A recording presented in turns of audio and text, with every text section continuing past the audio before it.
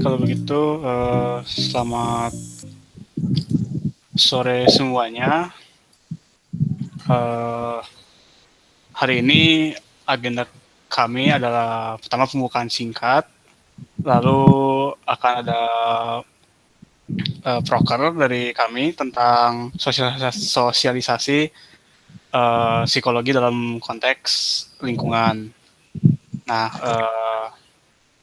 sebelumnya tadi sudah perkenalan. Saya perkenalan kembali. Saya Anakin Tristan sebagai ketua dari kelompok KKN kelompok 250 ini yang akan selama sekira 3 minggu akan melaksanakan KKN di RT 6 RW 8. Lalu untuk selanjutnya mungkin dari dosen pembimbing kami Bu Putri, apabila ada hal yang mau ingin disampaikan, saya persilakan Bu Putri. Ya, terima kasih Anakin. Selamat sore rekan-rekan sekalian. Senang rasanya bisa ketemu lagi ya meskipun masih online. Uh, Mungkin di sini ada Bu Puji dari kelompok masyarakat. Selamat sore Bu. Perkenalkan saya Desi selaku pembimbing lapang dari rekan-rekan mahasiswa kelompok 250 yang nantinya akan berkontribusi kepada masyarakat di Sawung-Galing ya. Ya, mungkin saya hari ini sore ini mungkin hanya singkat saja Anakin dan rekan-rekan sekalian karena kemarin sudah dibuka oleh Pak Rektor, jadi secara resmi KKN ini sudah harus berjalan, ya. Seperti yang disampaikan oleh Pak Rektor, hendaknya mahasiswa di dalam melakukan KKN ini tetap berhati-hati terhadap kondisi lingkungan di lokasi yang kita tuju. Jikalau memang memungkinkan, maka buatlah program-program inovasi yang dapat diterapkan atau digunakan oleh masyarakat. Itu seperti yang sudah saya sampaikan juga. Jadi harapannya mahasiswa melalui program-program yang di-create oleh mahasiswa, kalian sebagai kaum milenial, sebagai kaum cendekia, ini pasti punya banyak ide-ide kreatif untuk mengatasi problematika di masyarakat. Nah, itu yang kemarin diharapkan oleh Pak Rektor. Kalaupun memang memungkinkan kondisi di lapangan untuk adanya mahasiswa yang terjun ke lapang, maka sebenarnya itu dibolehkan, tapi dengan protokol yang sangat ketat ya. Jangan sampai kehadiran kita di sana menimbulkan keresahan dari warga sekitar, ya.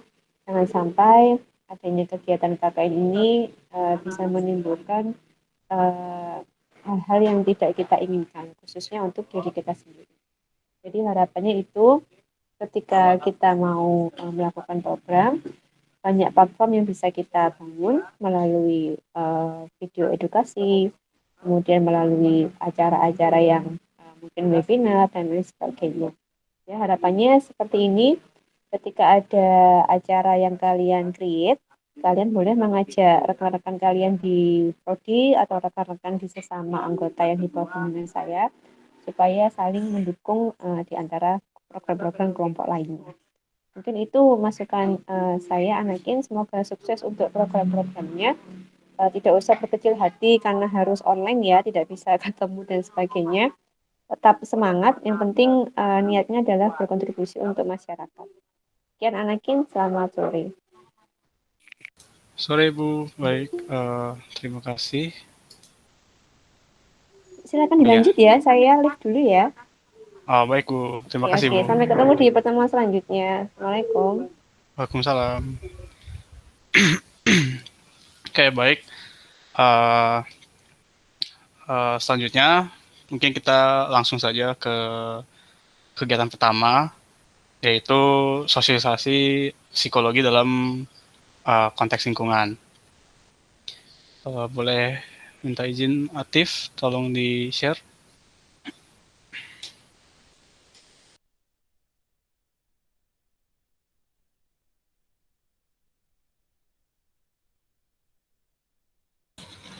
Baik Anakin, sebentar.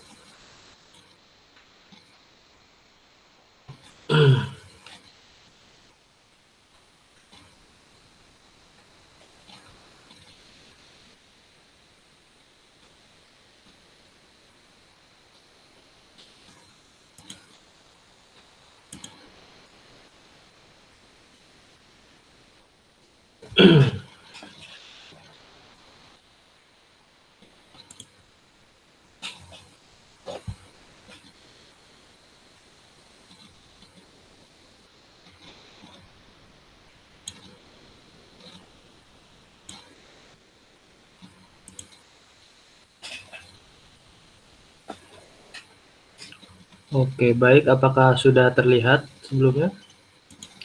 Oke, sudah. Oke, baik.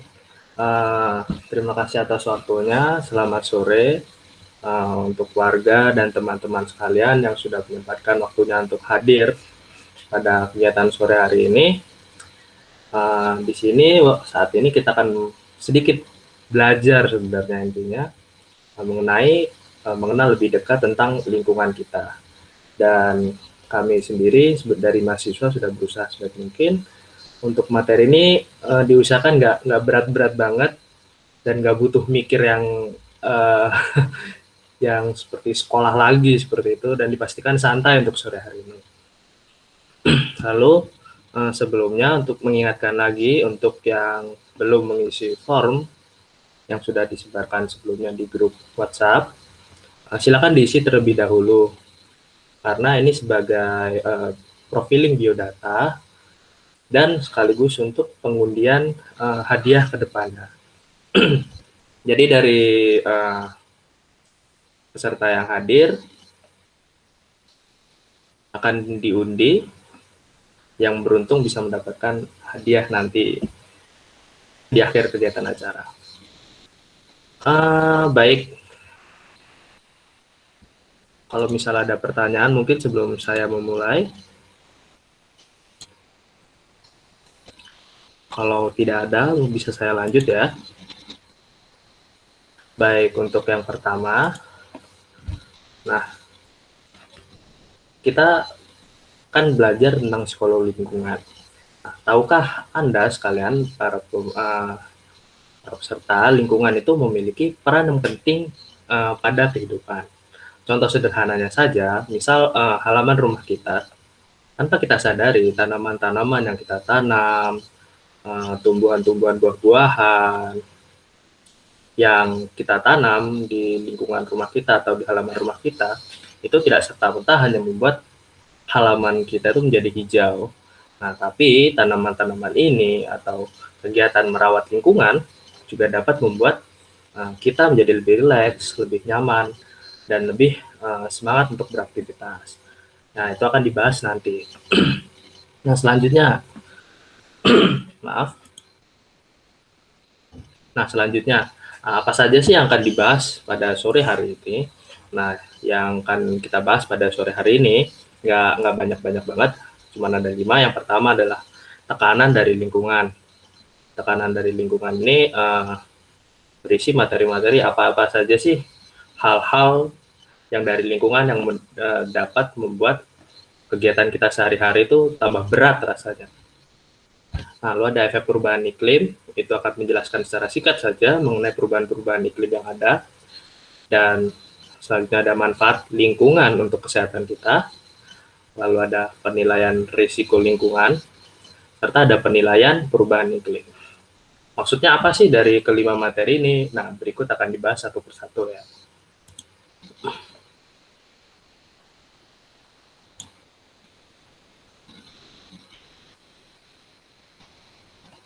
Oke. Apakah sudah terlihat? Oke, sudah ya. Sudah.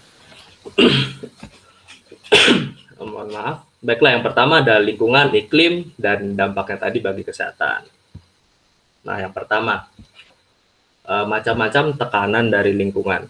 Nah, apa sih itu tekanan dari lingkungan? Seperti yang sudah saya singgung sebelumnya tadi di awal, tekanan dari lingkungan itu adalah hal-hal, berbagai macam hal yang berasal dari lingkungan, yang dapat mempengaruhi kegiatan sehari-hari kita.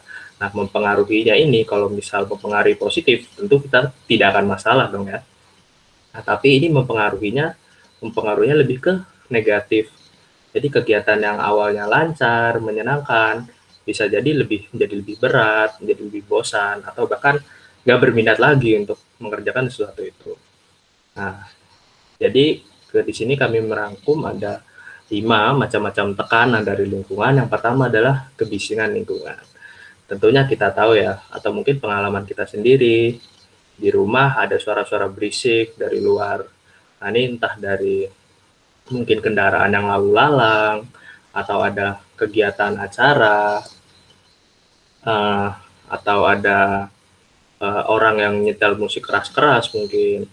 Nah, kebisingan lingkungan ini kalau hanya 1-2 kali, mungkin itu tidak akan jadi masalah yang besar ya, tapi kalau ini sudah menjadi masalah yang konstan, ini orang yang hidup atau beraktivitas di bawah kebisingan, itu kan kegiatannya kan menjadi tidak nyaman. Nah, selanjutnya ada kepadatan penduduk. Nah, kepadatan penduduk ini dimaksudkan bahwa setiap orang, tanpa kita sadari, kita membutuhkan yang namanya personal space atau lingkup pribadi untuk kita sendiri. Sebagai contoh, biar lebih mudah, dalam rumah kita, dalam keluarga kita. Rumah kita atau keluarga kita tentu isinya adalah anggota-anggota keluarga kita sendiri, baik keluarga inti maupun saudara-saudara dari luar. Nah, coba dibayangkan, dimisalkan, ada satu orang asing tiba-tiba masuk ke rumah kita, terus tinggal di rumah kita. Apa yang kita rasakan? Tentu kita merasa tidak nyaman. Bahkan kita juga bisa berpikir bahwa, loh, ini siapa? Orang ini kenapa tiba-tiba tinggal di rumah saya? Meskipun orang itu hidup sendiri, misal beli makanan sendiri, bayar listrik sendiri, bayar air sendiri, hanya numpang saja di rumah kita, tentu kita merasa tidak nyaman, apalagi tidak kenal. Nah, sebagai contoh itulah dari kepadatan penduduk ini. Jika suatu tempat terlalu penuh, terlalu padat penduduknya, kita akan menjadi tidak nyaman. Dan efeknya ke depannya ketika terjadi kepadatan ini, kita akan menarik diri dari kepadatan tersebut. Nah, selanjutnya ada tekanan yang ketiga, itu adalah kualitas rumah. Nah, kualitas rumah ini bukan rumah kita harus mewah, harus ada TV, harus ada perabot, bukan yang seperti itu. Kualitas rumah ini adalah memastikan bagaimana rumah itu nyaman untuk kita huni. Misal bersih, rapi, tertata, dicat sesuai dengan warna yang kita sukai, seperti itu. Karena rumah itu merupakan salah satu tempat di mana kita bisa rileks, menghabiskan waktu dengan keluarga, seperti itu. Kalau misal rumah saja terasa tidak nyaman, tentu berkegiatan lainnya juga terasa tidak nyaman kan. Baiklah, yang selanjutnya ada yang keempat, hubungan antar tetangga. Nah, ini tentu kita mungkin bisa dibilang hampir semua sudah merasakan ada hubungan antar tetangga. Kalau bisa hubungan antar tetangga, kerukunan, atau gotong royong itu terjaga, tentu hasilnya enak dong. Kita bisa bekerja sama dengan tetangga, saling ngobrol, berolahraga bersama, seperti itu. Nah, apabila hubungan antar tetangga ini tidak rukun, tidak saling gotong royong, bahkan saling gosip misal, nah ini tentunya akan timbul perasaan tidak nyaman dengan tetangga, bahkan bisa saja was-was, curiga terhadap tetangga sendiri. Masalahnya kalau misal curiga terhadap orang asing, ketika kita tidak bertemu dengan orang itu, kita nggak akan curiga lagi. Masalahnya kalau tetangga, kita kan bertemu sehari-hari dengan tetangga kita. Nah, ini yang membuat kalau misal kita tiap hari sebel, tiap hari, tentunya ini akan membuat lama-kelamaan kita jadi tidak tenang. Nah, dan yang terakhir, salah satu contoh dari tekanan lingkungan yang kita angkat di sini adalah kepadatan lalu lintas. Nah, kepadatan lalu lintas ini misalnya macet. Kita habis pulang dari belanja, dari pasar, bawa belanjaan banyak, baru mau sampai rumah macet. Atau kalau dalam konteks PPKM ini mungkin jalannya ditutup, kita harus muter jauh ketemunya macet juga. Tentu ini kalau sekali 2 kali seperti yang sudah disebutkan sebelumnya, itu tidak masalah. Nah, kalau tiap hari macet terus bawaannya, nah itu tentunya akan membuat, eee perasaan kita menjadi tidak enak, tidak nyaman. Sampai rumah pun bukannya senang sampai rumah, bisa jadi malah capek karena terlalu lama di jalan. Nah, kalau tadi kita membahas tentang, lingkungan, sekarang kita coba membahas, perubahan iklim. Nah, secara umum apa sih itu perubahan iklim? Perubahan iklim itu disebut sebagai fenomena, salah satu contohnya adalah fenomena pemanasan global, di mana terjadi peningkatan gas rumah kaca dalam waktu yang lama sehingga kegiatan suhu di bumi ini menjadi lebih panas. Salah satu contohnya itu. Nah, perubahan iklim ini bisa menyebabkan dua hal, yaitu pertama bencana alam natural. Bencana alam natural ini misalnya yang pernah kita ketahui adalah banjir, karena suhu yang makin panas, es mencair, terus jadi banjir, seperti itu. Lalu juga perubahan iklim yang mungkin tidak terlalu terasa di Surabaya, tapi mungkin terasa belakangan ini, yaitu adalah badai atau hujan angin kencang itu belakangan sering terjadi di Surabaya. Nah, itu salah satu contoh dari bencana alam natural yang diakibatkan perubahan iklim. Lalu bencana alam ulah manusia. Jadi perubahan iklim ini bisa menyebabkan bencana alam diperparah oleh ulah manusia. Contohnya tadi misal banjir. Banjir sebenarnya sungai atau kali yang menguap. Nah, tapi karena sungainya kotor, ada sungai yang menyempit seperti itu bisa akan menimbulkan risiko banjir yang lebih tinggi.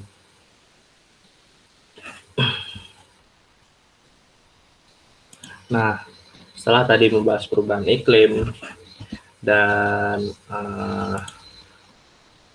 tekanan-tekanan dari lingkungan, sekarang kita akan bahas benefitnya.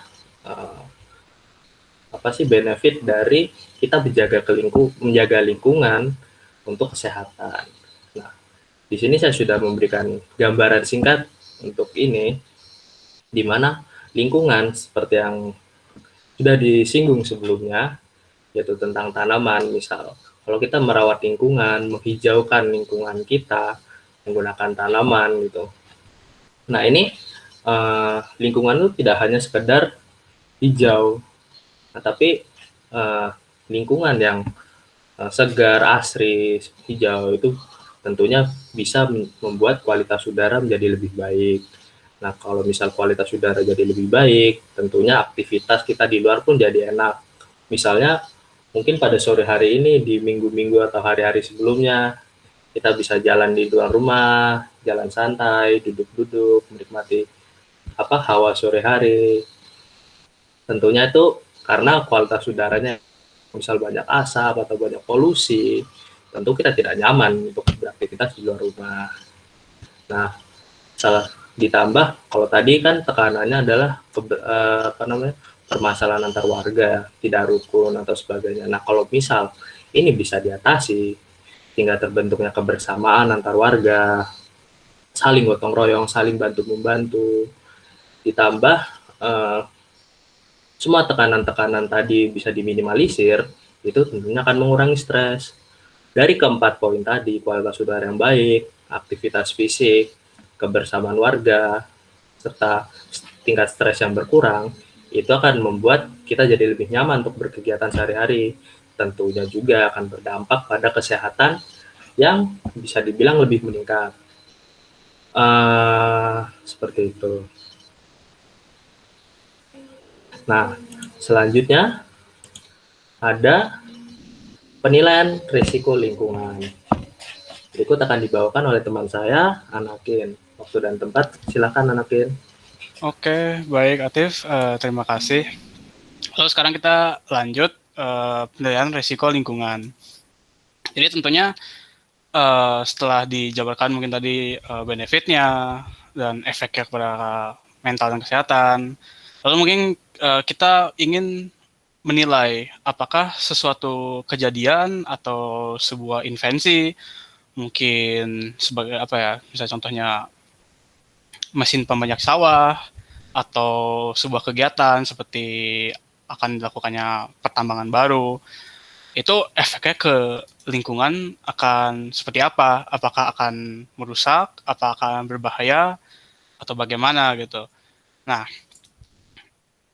dalam menilai risiko lingkungan ini, kita manusia itu memiliki keterbatasan atau kecenderungan untuk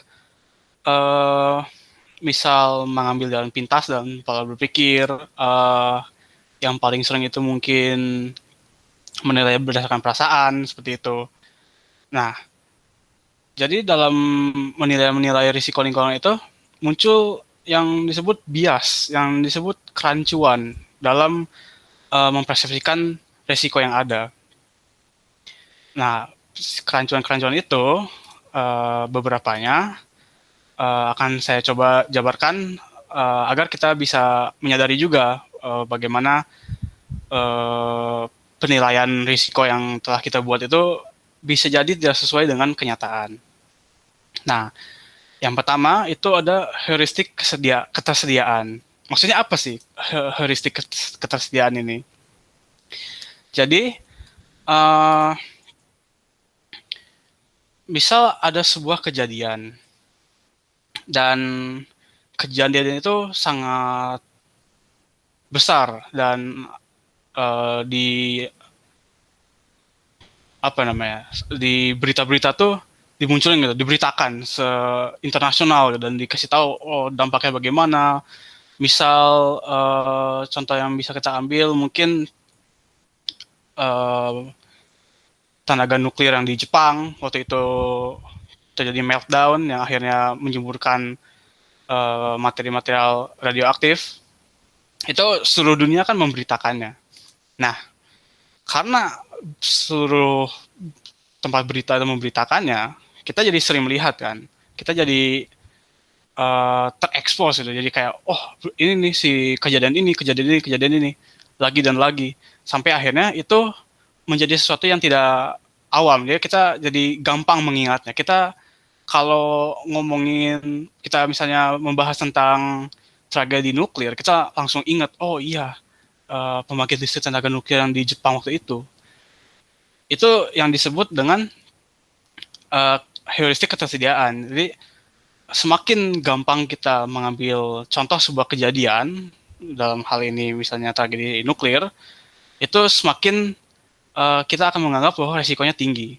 Padahal untuk tenaga nuklir sendiri itu merupakan salah satu tenaga yang memiliki jumlah kematian paling rendah dibandingkan yang lain, terutama batu bara.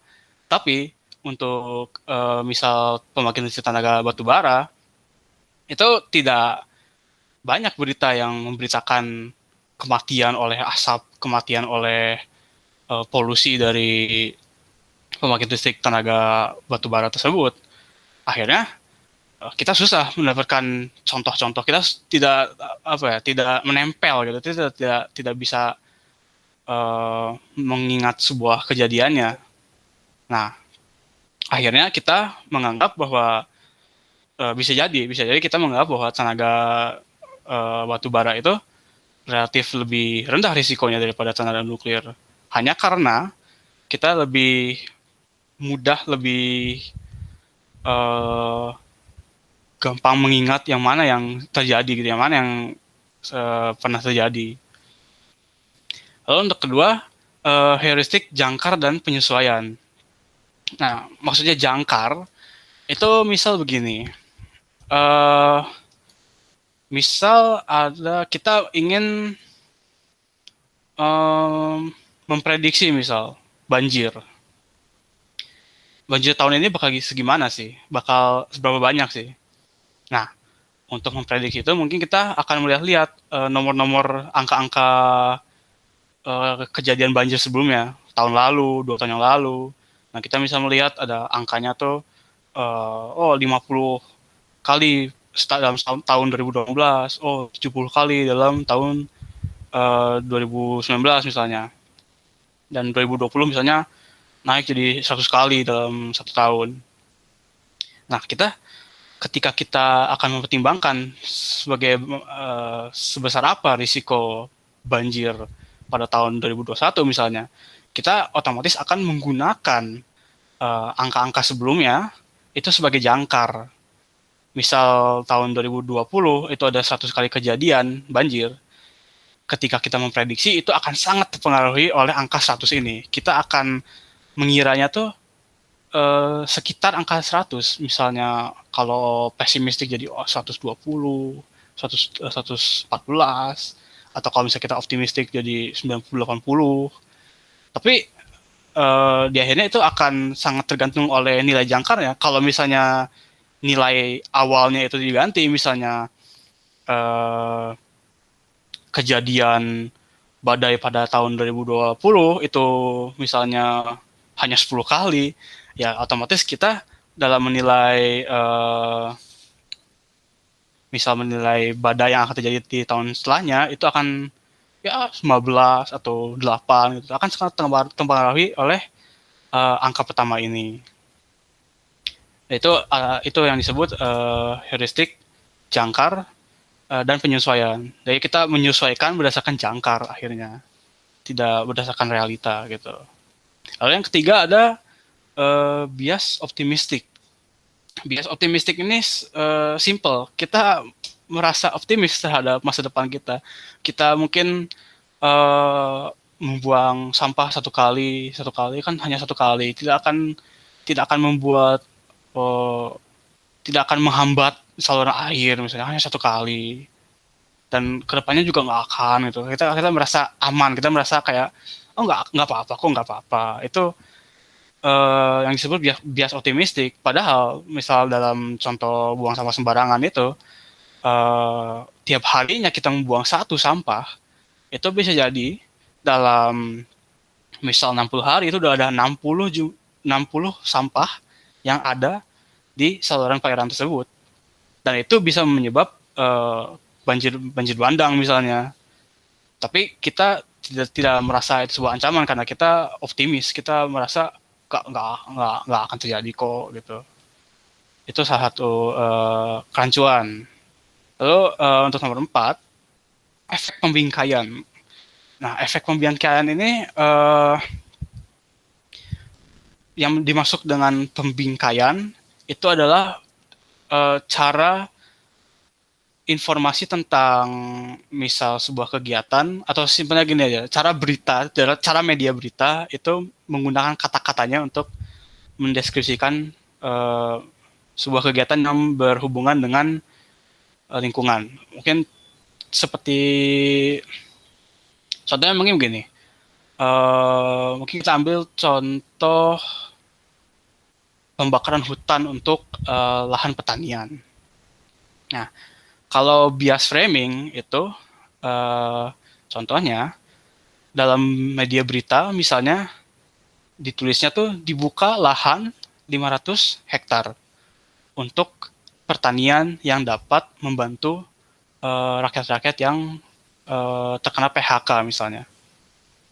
Itu kan kata-kata yang digunakan tuh positif dan ya tidak ada rasa negatif ya. Oke, bagus gitu kan. Oh, dia membuka lahan kerja gitu. Nah, tapi kalau misalnya kata-katanya diubah, semisal pemerintah membakar lahan 500 hektar untuk membuka tempat pertanian. Itu bisa sangat beda reaksinya. Yang pertama itu hanya membuka lahan, yang kedua tuh ditambahkan membakar. Walaupun mungkin kedepannya konteksnya sama, kayak pemerintah membakar 500 hektar hutan untuk membuat lahan pertanian yang akan menjadi tempat untuk para korban PHK untuk bekerja. Mungkin sebenarnya yang disampaikan sama gitu, tempat untuk uh, orang yang terkena PHK untuk bekerja lagi. Itu sama-sama ada, tapi yang awalnya dibilang, yang pertama dibilang nggak ada pembakaran hutan dan yang kedua pembakaran hutan, itu reaksinya akan sangat berbeda. Mungkin yang pertama akan lebih diterima oleh masyarakat dibanding yang kedua. Dan itu berhubungan dengan bias nomor 5, yaitu keenggangan kehilangan. Jadi bias ini tuh menjelaskan bahwa manusia tuh tidak suka kehilangan sesuatu. Dia tidak suka bila ada sebuah kegiatan teknologi inovasi atau kejadian yang membawa kehilangan. Misal yang sudah jelas, misalnya ada kejadian gunung meletus, ya itu udah jelas membawa kehilangan dan itu ya rumah-rumah orang akan hilang gitu kan. Dan mungkin contoh lain misal gini, yang dulu sempat terjadi itu adalah mulai berkembangnya teknologi, misal teknologi robot, misal salah satu contohnya. Mungkin untuk contoh yang lebih simpel ya, teknologi robot. Jadi teknologi robot dapat mengurangi jumlah buruh dalam sebuah pabrik misalnya. Nah, itu kan dengan adanya teknologi tersebut, dengan ada robot tersebut, tentu kan akan banyak orang yang kehilangan kerjaannya, yang biasanya jadi yang naruh barangnya dalam box misalnya, yang mempackingnya gitu. Itu kan karena diganti robot, hilang kerjaannya kan. Nah, hilangnya kerjaan ini itu bisa dipandang negatif. Walaupun satu sisi ketika perusahaan itu menggantikan dengan robot, mereka akan lebih produktif dan akan lebih efisien, dan bisa jadi gaji karyawan di situ tuh bisa naik gitu. Tapi yang diperhatikannya bukan itu, yang diperhatikannya justru ada kemungkinan, ada ancaman bahwa mereka akan kehilangan pekerjaan, dan itu bisa membuat pandangan yang negatif terhadap itu. Hal yang sama terjadi juga di pandangan persepsi kita terhadap risiko lingkungan. Kalau misalnya kita membutuhkan contoh rumah, mungkin rumah adalah lahan kosong dan itu isinya pohon, tapi itu harus dibikin rumah. Bisa jadi seseorang yang tapi bisa jadi seseorang itu melihatnya bahwa kehilangan pohon-pohon tersebut itu jadi negatif. Padahal rumah itu bisa merumahi seseorang, bahkan ketika misal rumah itu akan dijadiin untuk orang-orang gelandangan, misal, tetap saja kita kehilangan pohon, dan itu yang biasanya difokuskan oleh orang-orang, adanya kehilangan itu, dan akhirnya pandangannya jadi negatif. Dan yang terakhir itu dalam kerancuan itu ada heuristik emosi. Heuristik ini sebenarnya simple. Kita akan merasa risiko lebih kecil bila misal kejadian atau teknologi atau kegiatan sesuatu itu memberikan emosi positif. Kayak misal balik lagi ke misal buang sampah sembarangan. Mungkin beberapa orang tidak merasa hal itu negatif, dia malah merasa enak gitu. Dia membuang sampahnya misal ke selokan atau ke sungai, dan sampahnya hilang gitu kan. Dia tidak usah membawa sampah itu lagi. Positif emosinya. Dan akhirnya dengan itu dia mempersepsikan, dia menilai bahwa tindakan dia membuang sampah ke sungai atau ke selokan itu nggak ada risikonya rendah aja tuh, karena dia merasa positif. Nah sebaliknya, kejadian yang membawa emosi negatif itu justru akan menaikkan penilaian penilaian risiko kita. Jadi misal apa ya contoh yang bisa kita angkat?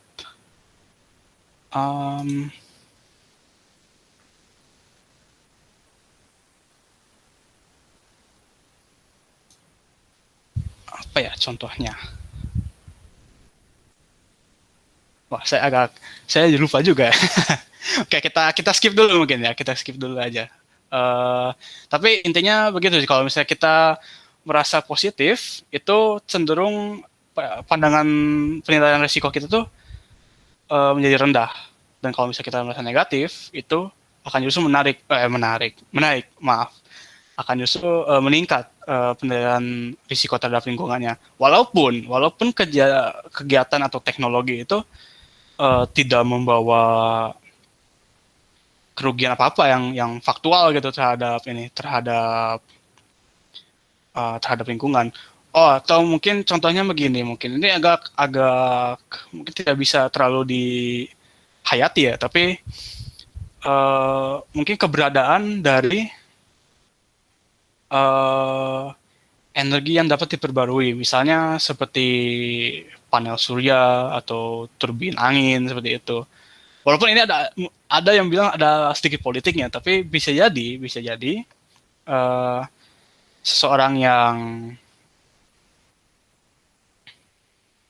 sebentar.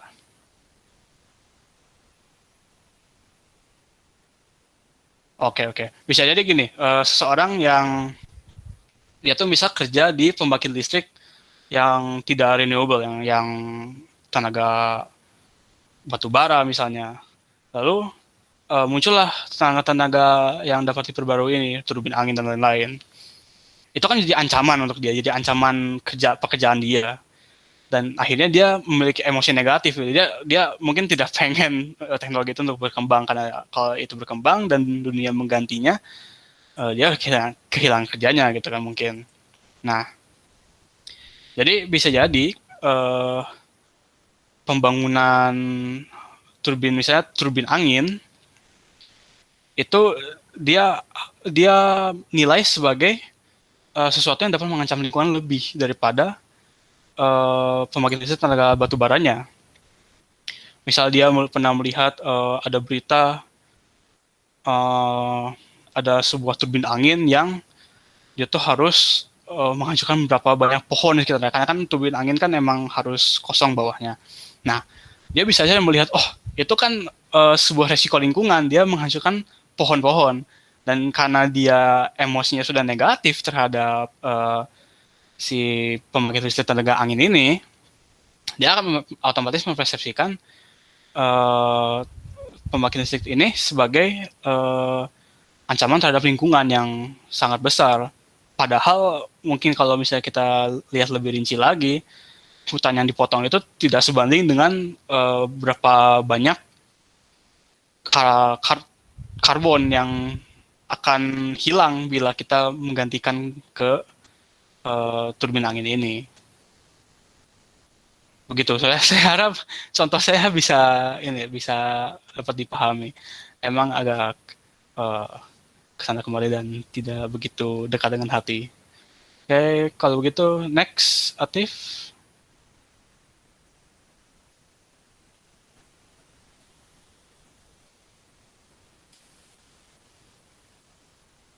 Halo, Atif, bisa di next? Oke.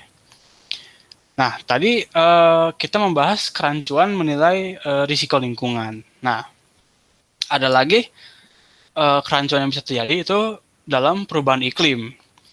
Nah, walaupun keduanya memang dekat, tapi ini pula akan saya bahas karena konteksnya memang lebih berbeda dan lebih kesannya itu lebih besar gitu, lebih secara mendunia. Nah, risiko perubahan iklim sendiri, iklim sendiri sebenarnya itu sesuatu yang memiliki banyak dimensi. Kita tidak bisa menilai iklim itu sedang stabil dengan hanya melihat bahwa cuacanya stabil. Misal cuacanya biasa-biasa aja, tenang gitu, dan stabil dalam musim-musimnya, musim hujan terjadi sesuai dengan yang diprediksi begitu. Itu belum tentu menandakan bahwa iklim itu tidak sedang berubah. Dan sebaliknya, cuaca-cuaca ekstrim yang terjadi, misal badai atau apa tuh namanya, heat wave tuh ya, terjadi panas yang lama gitu, cuaca panas yang lama banget, kemarau lama misalnya, itu belum tentu menandakan bahwa iklimnya sedang berubah. Jadi tidak bisa, kita tidak bisa hanya menilai dari cuaca sendiri iklim itu, walaupun iklim memang mempengaruhi cuaca, tapi tidak semata-mata demikian. Nah, akhirnya karena kita tidak mampu untuk menilai iklim dengan kita sendiri, itu diberikan kepada para ahli, para profesional yang mereka menilainya itu dengan cara analitis, dengan metode-metode tertentu, dan hasilnya juga tidak memberikan emosi gitu ya, hanya misalnya curah hujan segini gitu, atau melihatkan sebuah diagram gitu, informasinya akurat, tapi kita tidak merasa ada urgensi di situ, dan itu salah satu bias yang terjadi, bahwa penilaian iklim ini bila tidak mengena secara personal, secara emosi, itu kita akan cenderung menganggap bahwa iklimnya sedang baik-baik aja, tidak ada risiko dalam iklim gitu. Nah, tapi satu sisi lain, bila kita menggunakan emosi, menggunakan misal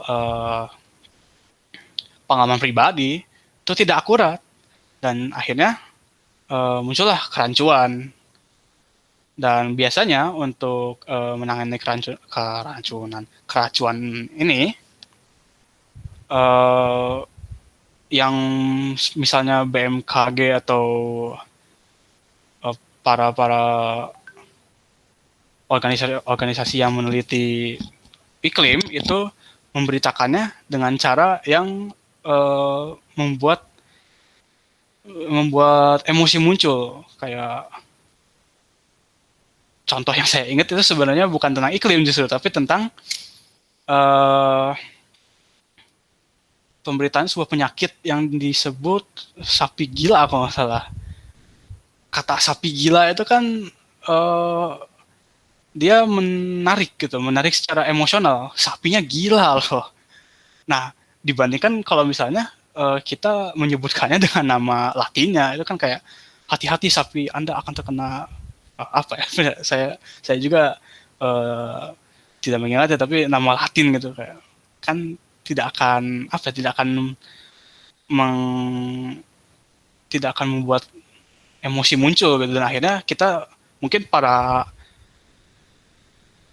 santai-santai aja, kena ini, kayak mereka nggak akan buru-buru divaksin, mereka nggak akan mulai mencoba untuk screening sapinya kayak gitu. Tapi ketika mungkin ini berhubungan dengan bias yang sebelumnya ya, framing effect, itu penggunaan kata-kata itu akhirnya bisa membuat para petani itu jadi ingin memeriksa sapinya seperti itu. Lalu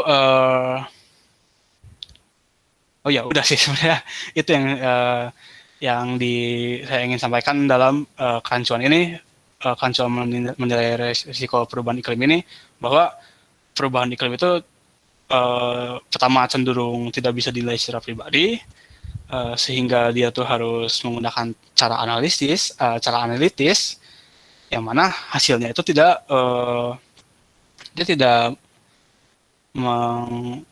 personal dan tidak membangkitkan emosi, dan akhirnya karena tidak ada emosinya itu, kita jadi menilai bahwa perubahan iklim tersebut itu rendah risikonya begitu. Oke, baik, itu yang bisa saya dan rekan saya Atif sampaikan untuk hari ini. Terima kasih semuanya. Kalau ingin melihat IG kami, itu ada di layar KKN BBM 64 _250. Kalau begitu ya saya sudahi. Terima kasih atas perhatiannya. Oh ya, dan saya juga minta tolong untuk mengisi biodata dan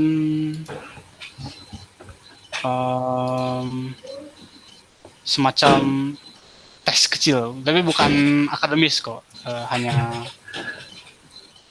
tidak bukan soal. Oh ya, dan sebelum itu apakah ada yang ingin ditanyakan untuk para hadirin semuanya, Bapak Ibu, saudara-saudari? Kalau misal mungkin pertanyaannya tentang lingkungan yang mungkin masih tetap lingkungan tapi ya, yang mungkin tidak terbahas di sini bisa disampaikan sekarang. Untuk kalau misal tidak mencukupi waktunya untuk menjawab, bisa disampaikan nanti jawabannya lewat grup WhatsApp. Atau ada pertanyaan-pertanyaan menarik lainnya tentang lingkungan, boleh ditanyakan. Oh ya, tadi juga terima kasih Anaken sudah diingatkan untuk form post testnya bisa diisi. Ini untuk form pendataan juga siapa yang sudah hadir pada kegiatan sore hari ini. Terima kasih juga buat seluruh peserta, baik Bapak, Ibu warga, saudara-saudari sekalian, teman-teman saya juga. Mungkin dari teman-teman yang lain apakah ada tambahan atau ada pertanyaan, monggo dipersilahkan.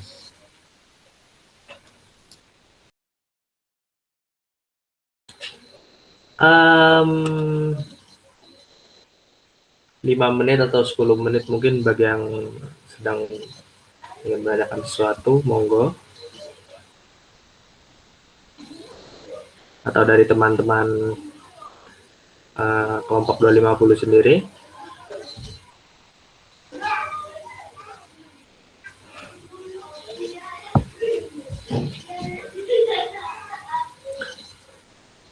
Oh ya, sebelumnya mohon maaf untuk QR code-nya dan nama YouTube-nya belum dimasukkan karena ada perubahan yang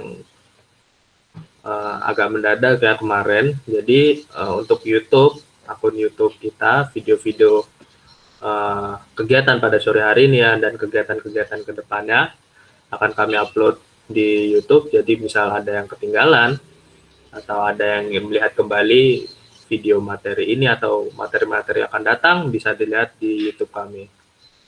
Akan disertakan linknya nanti lewat grup WA, seperti itu.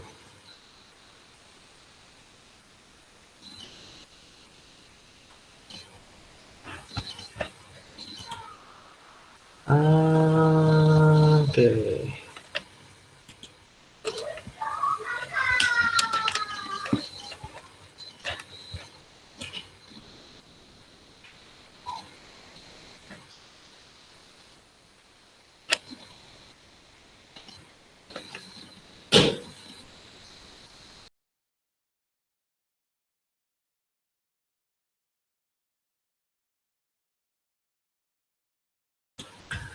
Kalau misalnya ada pertanyaan juga untuk kesulitan dalam mengisi form, bisa ditanyakan di sini atau di grup WA, silakan.